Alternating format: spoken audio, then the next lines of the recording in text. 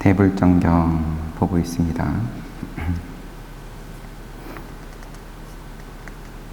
제 부처님께서 마라의 공격들로부터 승리하시고, 그런데 그 승리의 방식이 그냥 앉아있는 자리를 잘 지켰다, 자리 내놔라 하는데,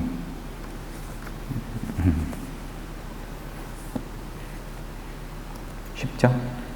부처 되기 쉽습니다. 버티면 부처예요. 이미 부처 될 자리에는 이미 와 앉아 있는 거고,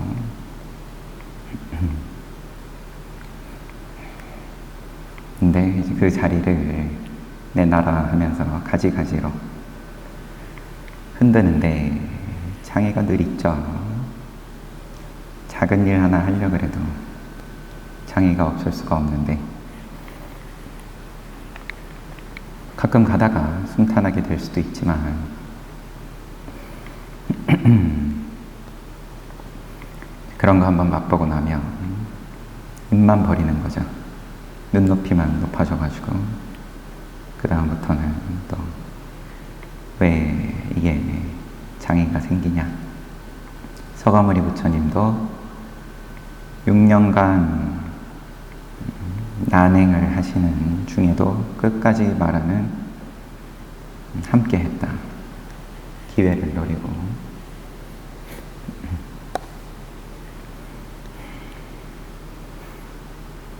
그리고 온 힘을 다해서 그 자리를 내놓으라 그러니까 천신들은 다 도망가 버리고 의지할 데가 없다.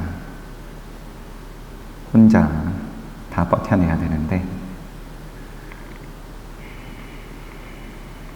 공격이 없을 때, 편안할 때는 뭔가 큰 힘이 되어줄 것처럼 다 옆에서 좋은 말하고 도와주고, 진심으로 천신들도 부처님을 도와줬던 거고, 그런데 결국은 생로병사의 괴로움이 있으니까 마라가 그 근본 괴로움을 대변하는 건데, 그러면은 질 수밖에 없는 거고 도망갈 수밖에 없는 거고,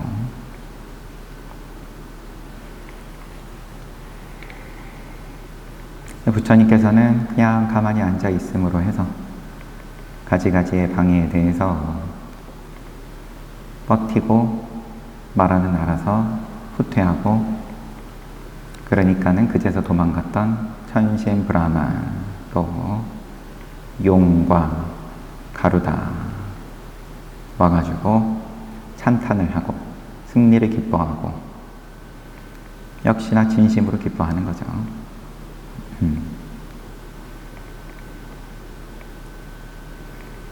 다들 부처 자리에 앉아가지고 정진하시는데 나머지는 시간 문제고 버티기만 하면 됩니다. 삼명의 자각 대겁기원 103년 외삭하월의 보름, 보살은 해가 지기 전에 와사와티 마라를 물리치고 계속하여 삼명을 자각했다. 이제 세 가지 신통을 얻었다. 그날 밤 첫 번째 시간대에 숙명지, 가운데 시간대에 천안지, 마지막 시간대에 누진지를 자각한 것이다. 보살은 외삭하월 보름날의 바로 마지막 시간대에 부처를 이루었던 것이다. 숙명지 증통을 깨달은 연유. 숙명지, 빨리어 풋베니와사는 숙명을 뜻한다. 이는 과거에 발생한 육체적, 정신적 과정들 단순히 관습적인 용어에 불과한 사람의 이름이나 종족의 이름, 그리고 이러한 정신적, 육체적 과정들, 그 모든 과거에 속한 것들이다. 숙명은 과거 몽땅 다다. 그리고 풋베니와사 숙명, 즉 숙명을 기억하는 것과 관련된 신통지, 즉 숙명통이라 한다. 부처님은 이를 일러 첫 번째 명지라고 했다. 고대로부터 이 첫 번째 명지를 약호로 푸라고 했는데, 이는 풋베니와 사이누사티 아빈냐의 첫 번째 음절을 딴 것이다. 다음은 보살이 첫 번째 명제를 어떻게 깨달았는가를 상세히 설명하고 있다. 거룩한 보살이 패하지 않는 자리에 앉아 와사와티 마라를 물리치고 기쁨과 행복감으로 충만한 채 머물고 있을 때였다. 마라 물리치고 기쁨과 행복감으로 충만한 채 앉아 계실 때 1만 세계에 사는 천신 브라만 그리고 지신들까지 보살이 있는 곳으로 한꺼번에 와서 이렇게 외쳤다. 어서 오시오 버시오 천신이여 브라만이여. 거룩한 보살의 승리와 마라의 패배가 명백히 드러났습니다. 함께 모여서 거룩한 보살의 승리와 곧 있을 성부를 찬탄하는 훌륭한 축하식을 엽시다. 그러자 1000개의 광선으로 장엄하게 빛나는 50요자나 크기의 태양수레의 황금 바퀴가 바퀴태부터 태양의 소용돌이 속으로 빠져드는 것처럼 사라지려고 했다. 태양수레의 황금 바퀴가 태양 속으로 사라지려 했다. 그리고 크기 40요자나의 둥근 달이 시원하고 빛나는 광선을 방출하며 전 우주를 밝게 비추면서 해가 지고 달이 뜨는 장면을 묘사를 이렇게 하네요. 동쪽의 우윳빛 바다로부터 서서히 솟아오르며 큰 황금의 궁전 같은 우주를 밝히기 시작했다. 마치 누군가가 내던진 수레의 은빛 바퀴가 바퀴태부터 허공을 향해 올라오는 것 같았다.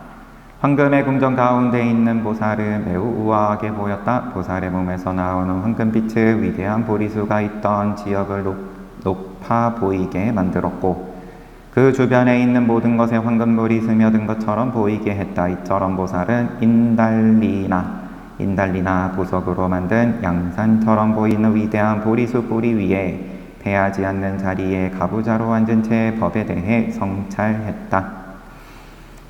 그때 33천에 있는 사카는 천신의 왕은 위자유타라 고동을 불어서 천신과 브라만들을 불렀다.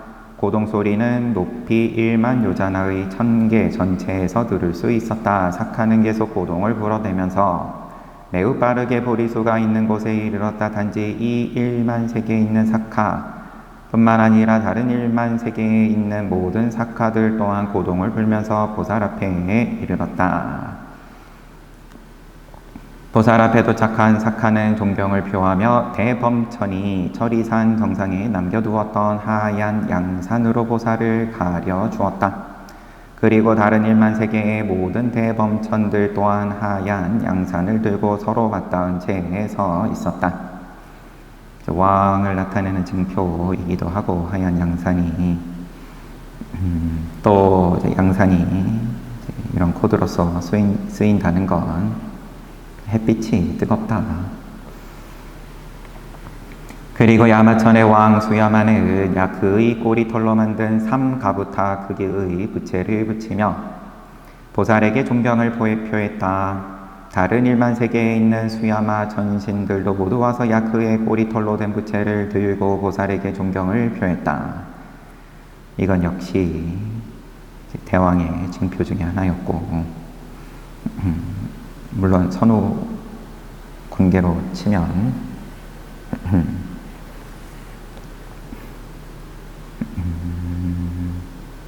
이러한 이야기 속에서 이미 이렇게 언급이 되고 하니까 뭔가 왕권이 확립이 되고 했을 때 또 그러한 징표들을 사용을 했었던 걸 테고, 도솔천의 왕인 산투시타도 홍옥으로 된 크기 3가부타의 둥근 부채를 보살에게 붙이면서 존경을 표했다.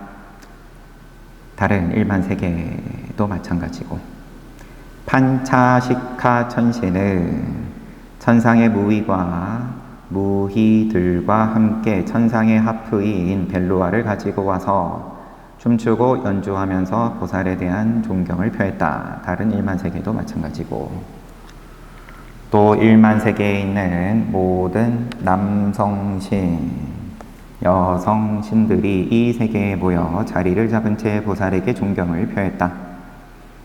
어떤 신들은 보석으로 된 활 모양의 길을 지키며 서 있었다. 어떤 신들은 칠보로 된 선물을 가지고 있었고, 어떤 신들은 황금빛 바나나 나무를 들고 서 있었으며, 또 다른 신들은 장엄한 저택을 들고 서 있었다.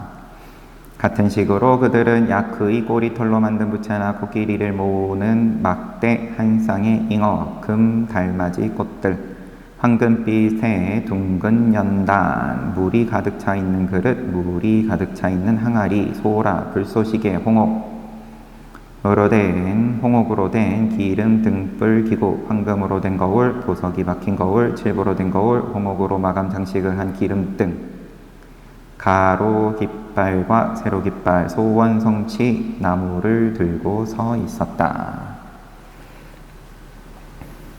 소원성치 나무. 여튼 이제 좀 언급이 되는 게 양산, 부채 이런 건 그러하고, 또 불쏘시개도 있어요. 이런 또 어떤 특정 기구가 있겠죠. 모양이 좀 다르지 싶습니다. 그 다음에 기름등불 기구, 거울, 이런 것들이 좀 의미 있게 사용이 되었다, 언급이 되었다. 중요하게 이 때의 어떤 생활, 문화상을 반영을 하는 걸로 보입니다. 불하고 불쏘시개나 기름등불 이런 거, 그 다음에 거울 등이, 그처럼 일만 세계의 모든 천신들이 천상의 무위보습을 한 채 천상의 춤을 추고 천상의 노래를 부르며 천상의 꽃과 향기로운 가루를 바치며 보살을 존경했다. 온 세계는 마치 큰 비가 내려 주위가 빗물에 잠긴 것처럼 천상의 꽃과 향의 폭포로 가득 찼다. 모든 천신과 브라만은 보살에 대한 믿음으로 잔뜩 고무되어 있었기 때문에 그렇듯 놀라울 정도로 열렬한 환영과 축하 행사를 장엄하게 벌였던 것이다. 그들은 믿었다. 거룩한 보살이 성불할 때 우리는 보살로부터 법을 들을 수 있다. 믿었다. 믿음을 가지고 이렇게 진심으로 환영을 했는데, 그 믿음은 보살이 성불할 때 우리는 보살로부터 법을 들을 수 있다. 그를 통해 죽음을 넘어선 출세간법인 도와 결과와 열반을 얻게 되며, 아울러 우리 마음을 4가지 도와 4가지 결과 열반으로 이루어진 9가지 출세간법에 집중함으로써 기쁨을 지니게 될 것이다. 우리는 또한 우리 눈을 기쁘게 해줄 모든 종류의 기적들을 목격하게 될 것이다. 부처님은 불사의 법을 가르쳐서 우리를 생로병사의 힘든 여정과 슬픔, 눈물, 고통, 번민, 혼란으로부터 해탈케 하고 구원해 줄 것이다. 이러한 마음으로 천신과 브라만이 일만 세계를 가득 메운 채 크게 기뻐하고 공경하며 보살에게 존경을 표했지만, 보살은 어떤 집착심이나 즐기려는 마음조차 일으키지 않았다. 보살은 전혀 관심을 기울이지 않은 채 의지처로 삼고 있던 법에 대해서만 성찰하며 머물렀다. 아직 성도하시기 전이니까 마라를 다 물리치고 다 도망갔더니만 와가지고 축하하는 건 고맙지만 또 바람 불면 또 날아가 버리는 허망한 것들일 텐데, 보살은 철이산 가운데 있었다. 철이산은 마치 장막처럼 보살을 보호하고 있었다. 보살의 머리 위에는 별과 혹성들로 빛나는 창공이 있었는데, 그것은 마치 금빛과 은빛의 별들이 점점이 박힌 닷집과 같았다. 또 7단계의 선치가 있는 1만 세계는 7층으로 된 크나큰 궁전과도 같았다. 보리수가 위치한 높은 지역은 거대한 연주회장 같았고 패하지 않는 자리는 연주회의 큰 자리 같았으며 위대한 보리수는 값비싼 취옥으로 장식된 큰 양산 같았다. 이처럼 이 모든 것이 1만 세계의 7층 궁전 안에 있었던 것이다.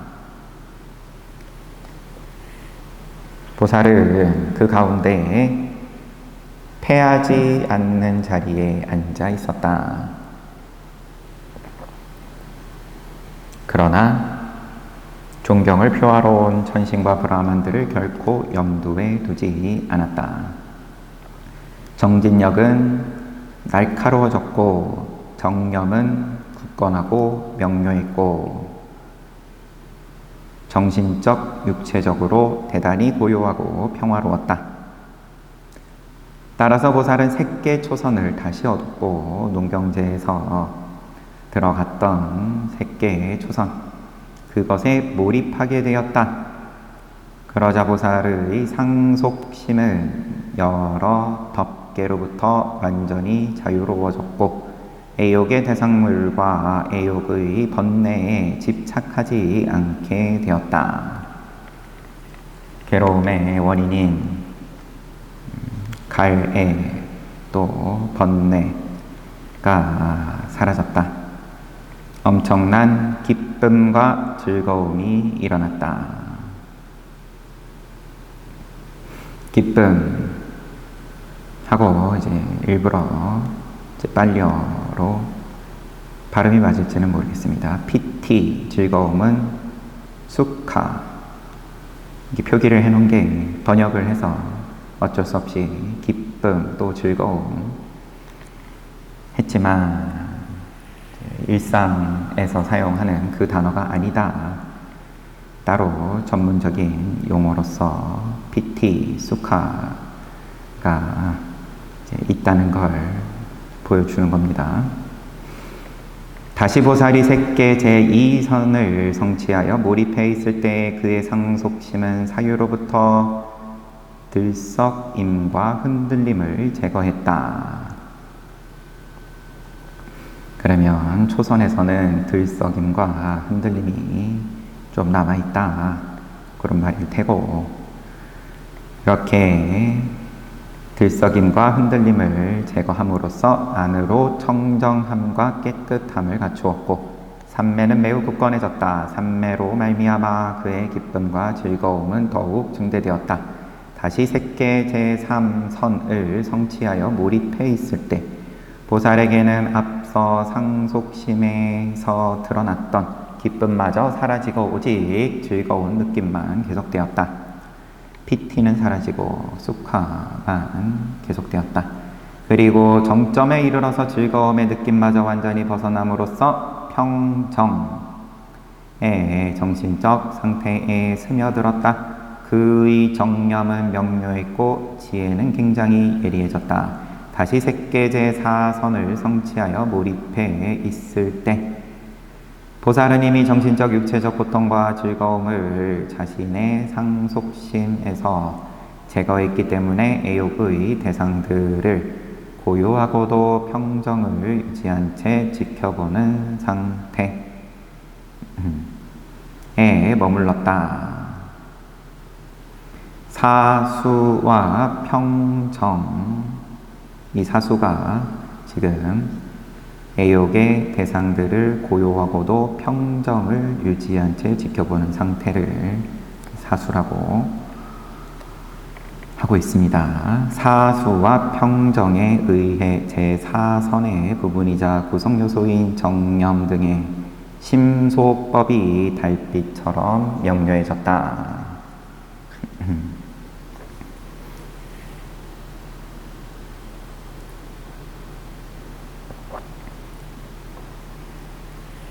새끼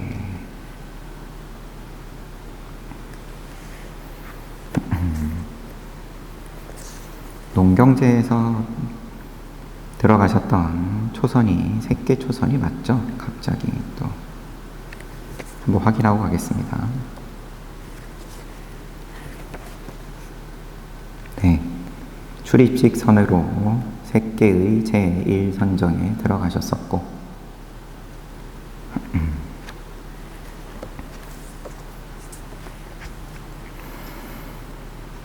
보살의 상속심이 지닌 8가지 자질 6년간 난행을 실천하는 동안 보살의 상속심은 극도로 순수해져 3가지 잘못된 사색, 애욕의 사색, 분노의 사색, 해침의 사색에 물들지 않게 되었다. 애욕, 분노, 또 해침, 망상이 일어나도 이런 생각은 안 일어나게 되었다 정도로 보입니다. 그래서 마라가 보살을 공격할 어떤 기회도 갖지 못했던 것이다. 난행을 6년간 할 때 마라가 지켜보면서 감시하면서 이러한 생각에 빠져들면 보살을 죽이겠다. 그러고 기회를 노리고 있었는데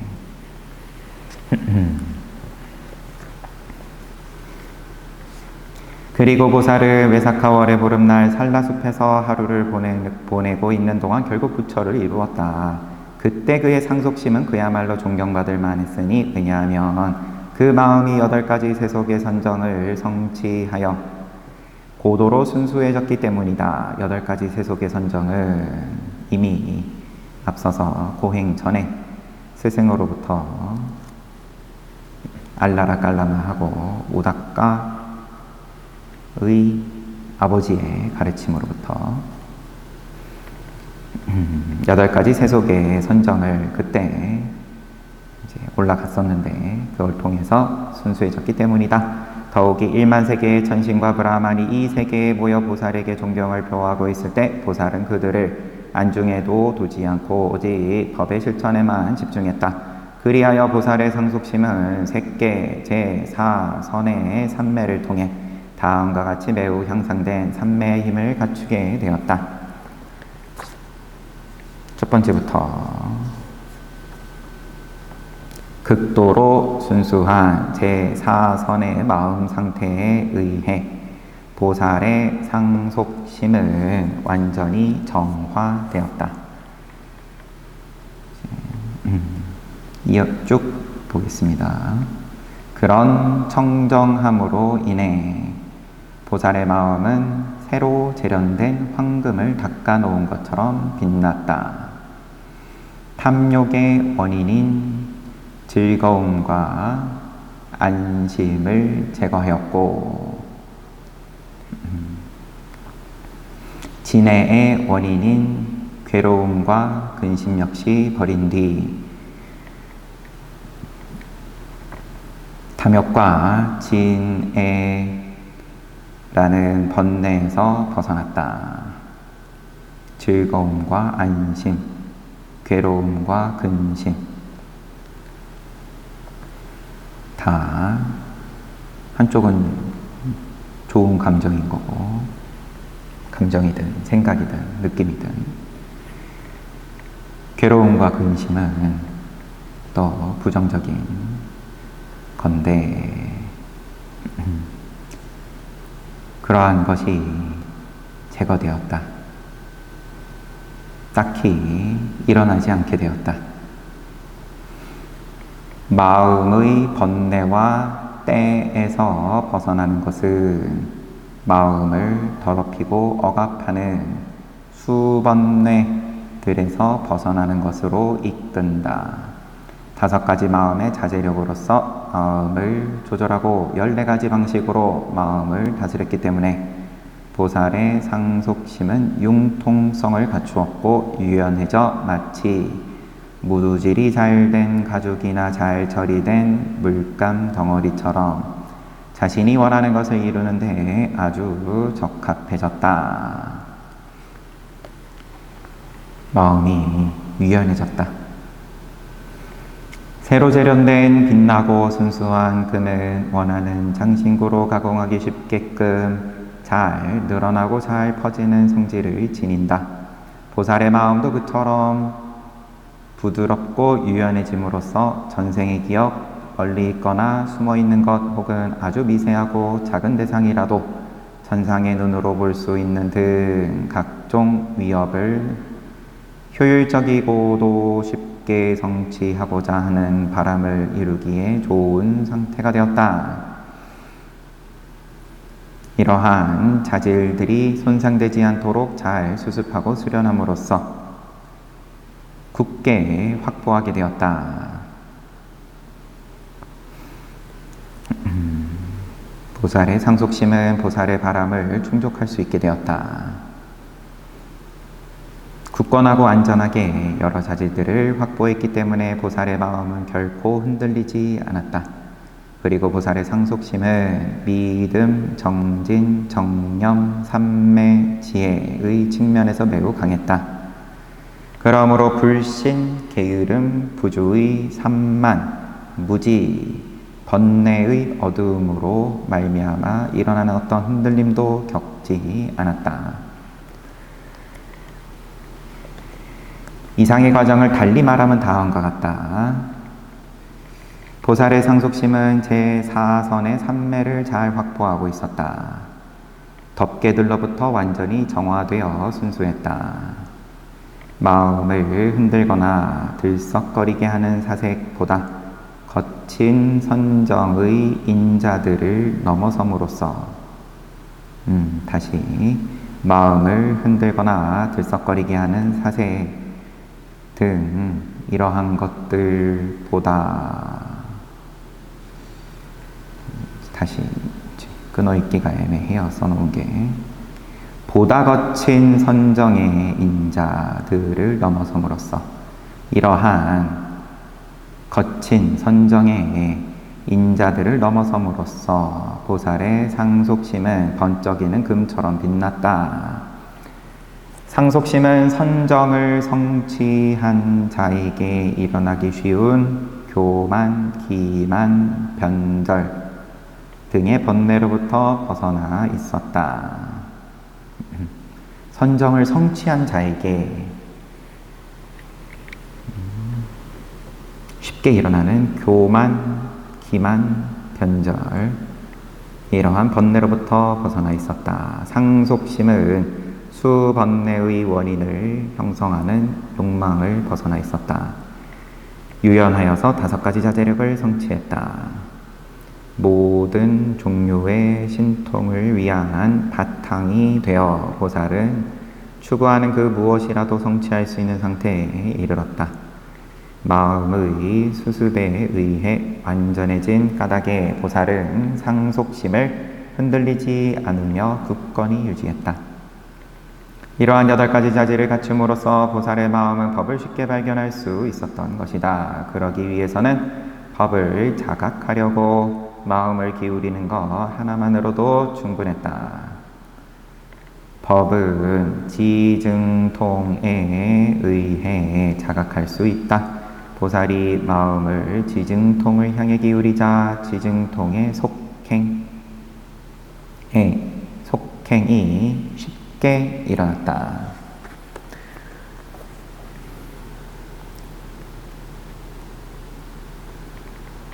숙명지증통을 이제 보고 있었는데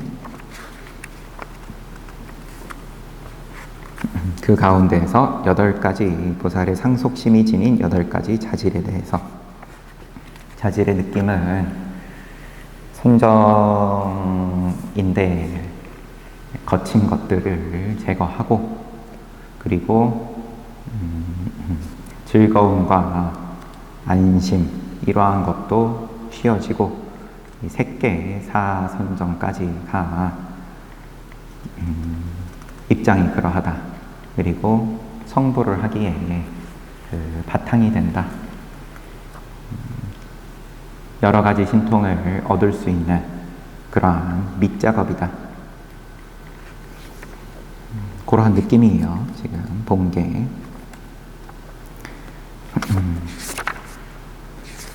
지증통 하면서 이제 숙주수념 지증통, 천안지증통, 누진지증통, 아니면 줄여서 누진통, 천안통,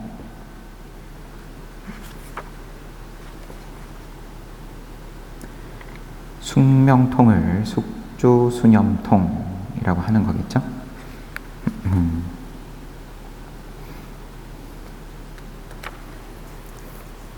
숙주수념 지증통의 성취. 지증통의 속행이 일어나는 상태에서 보살의 상속심은 앞서 말한 8가지 자질을 구비했으며 대단히 순수하고 명료해졌다. 이때 보살은 자신의 마음을 숙주수념 지증통 제1명지 과거의 행위와 사건의 경험을 회상해내는 것을 향해 기울였다. 보살이 마음을 이러한 신통으로 향해 기울였다. 그러자 숙주수념 지증통은 아주 쉽게 일어났다. 그러한 초월적인 지혜를 통해 보살은 과거 행위와 사건, 경험들을 회상하게 되었다. 모든 과거에 대해서 회상을 했는데 그 과거는 바로 직전 생에서부터 은둔수행자 수메다 일대의 생애까지 거슬러 올라갔다.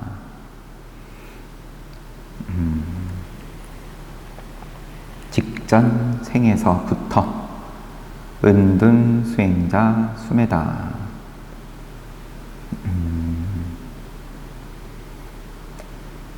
과거 부처님으로부터 수기를 받죠. 수메다, 한자로 선해, 수행자일 때까지 거슬러 올라갔다. 또한 보살은 과거로 거슬러 가서 많은 생들과 그의 선행하던 여러 겁들을 기억했으며 역순으로 현생 바로 전에 세타케투 천신의 생에 이르는 여러 생들을 회상했다. 숙명의 명지를 통해 과거의 생들을 회상한 보살은 한 가지 통찰에 입각해 출세간적인 길과 결과, 도와 결과의 성취를 보장하는 지증통도 획득했다.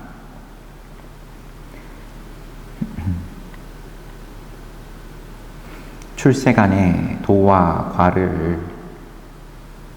과의 성취를 보장하는 신통도 획득했다. 그 통찰의 내용은 다음과 같다. 셀 수 없는 윤회 전생을 통해 존재한 것은 오직 명색이라는 현상뿐이었다. 셀 수 없는 전생들을 보니까 반복하고 또 반복하고 또 반복하고 결국은 오직 명색이 전부다. 다 돌려보고 나니까 시작을 알 수 없는 과거부터 무수히 태어나고 살고 죽었다. 이 세 가지 사건들에 존재한 것은 태어나고 살고 죽고 또 태어나고 살고 죽고 여기에는 오직 명과 색의 두 가지 현상뿐이었다. 실로 윤회하는 과정의 모든 공간과 시간 속에서 명과 색의 현상은 지속적인 흐름의 상태로 존재한다. 각각의 생은 태어났다가 그러면은 켜졌다가 스위치 올렸다가 죽으면은 꺼지고 그런데 그 밑바닥에는 명과 색이라는 지속적인 흐름의 상태로 존재한다. 그것은 마치 기름 등불의 불꽃과 같으며 강물의 흐름과 같다. 이렇듯 인과의 연쇄를 이루는 명과 색의 연속체만 있을 뿐이니 이것은 눈, 귀, 코, 혀, 몸 그리고 마음의 문에서 색을 보고 소리를 듣는 등 여러 가지 작용을 한다.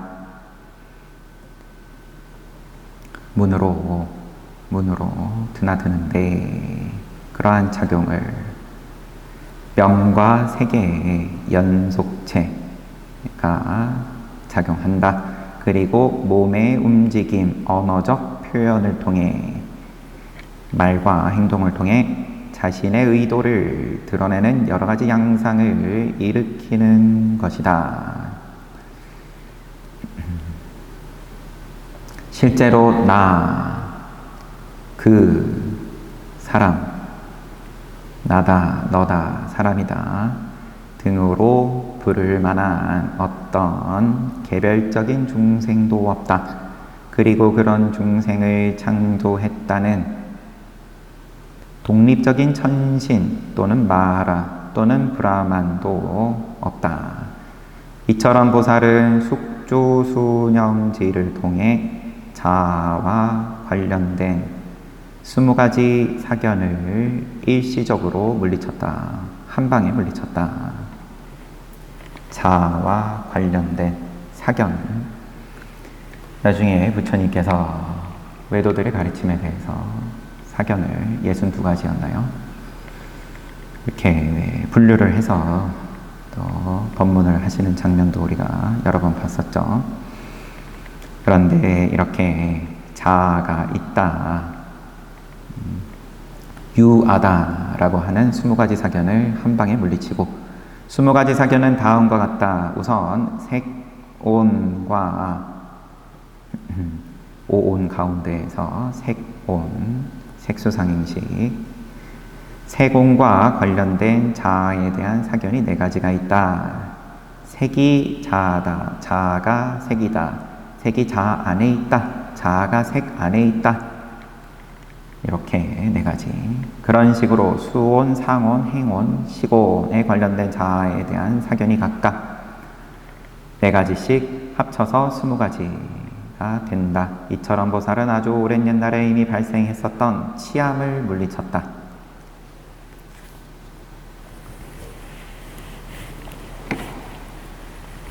삼명지라고 가장 대표적인 보살께서 얻으신 신통이 밤에 첫 번째 초저녁에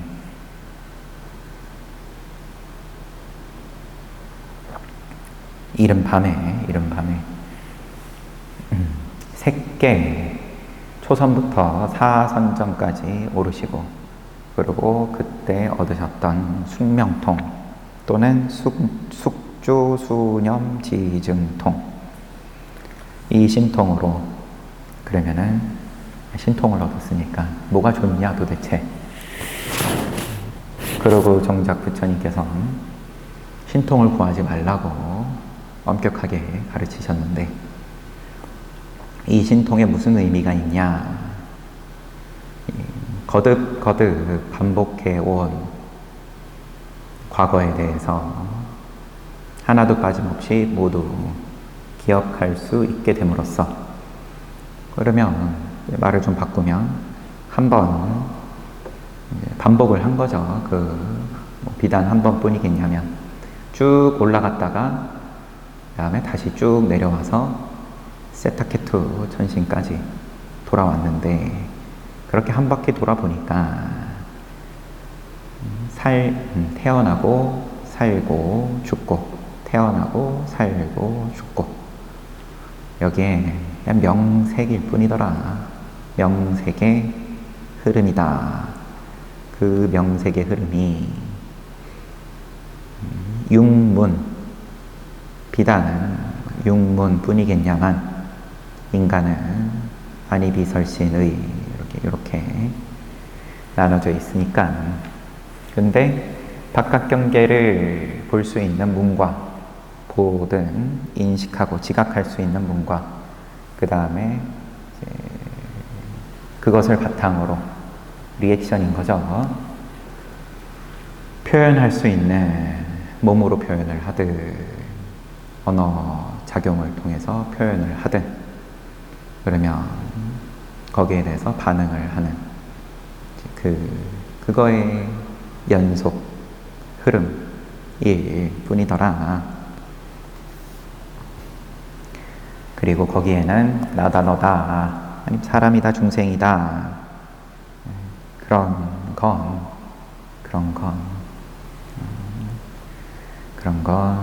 뒤에 붙여서 만든 거고 본질은 그저 흐름이더라.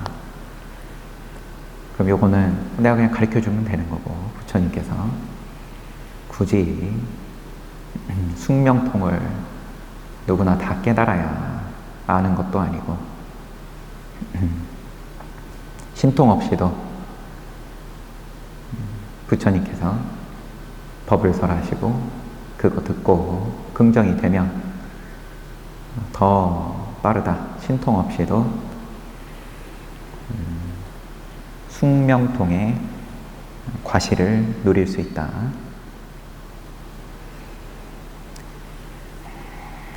이것을 통해서 자아와 관련된 20가지 사견을 한 방에 물리쳤다. 20가지든 이런 건 부차적인 거고. 그리고 두 번째 천안지증통부터는 또 다음에 보겠습니다.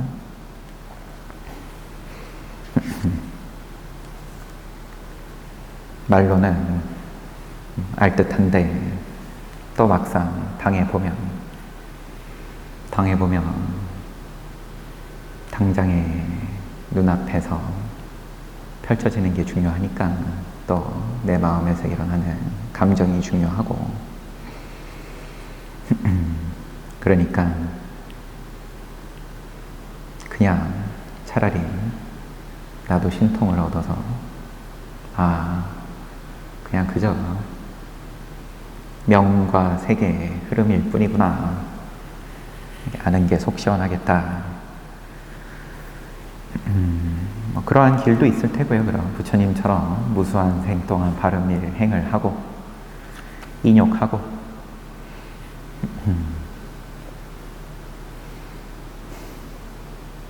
그렇게 맛보는 걸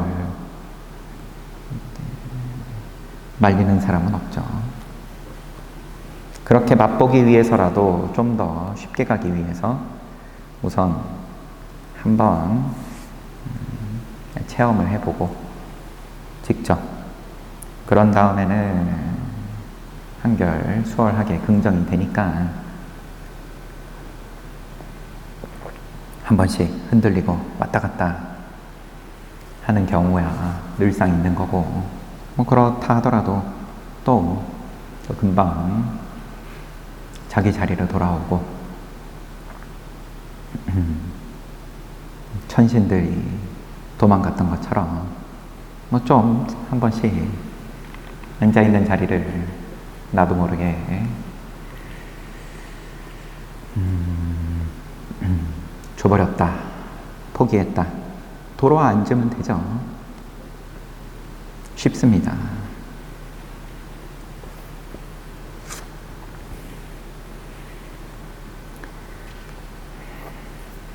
잘 봤습니다.